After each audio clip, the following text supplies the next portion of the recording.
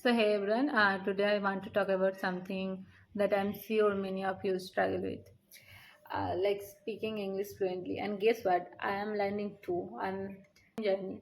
I'm from a Bengal medium background, and I couldn't speak English fluently back then. Many people told me to read newspaper or read English books to improve my speaking, but let me tell you that did not really help you. Reading is great for improving vocabulary, but it does not really help you speak fluently.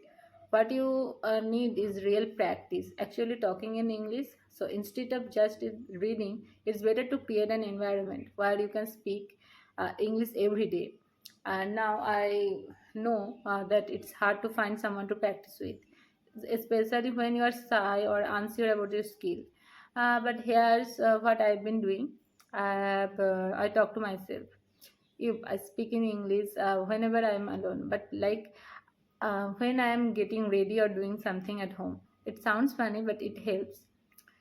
Um, Another thing that helped me a lot using some great apps where you can practice speaking English for free. Like in 30 minutes daily, they give a free service to talk. I'll share the apps link in description. You can get access on that. It's free for 30 minutes daily, or for some apps it's 1 hour maybe. So you can try them as well.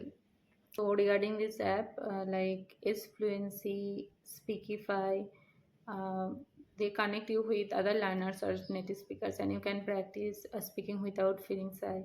So it's a really helpful app. You can try that. And before ending this video, I want to point out some tips. The first one, speak daily. Even if you are talking to yourself, speak daily. Second one is, don't be afraid of mistakes. We are learning together. Okay. So third one is joining an English speaking group. Like you can join any coaching center also. So the fourth point is watching English movies or videos. Try to repeat whatever they say, and it really helps you with your pronunciation. So that's it for today, and I hope these tips helps you just like they are helping me. And thanks for watching, and see you in the next video.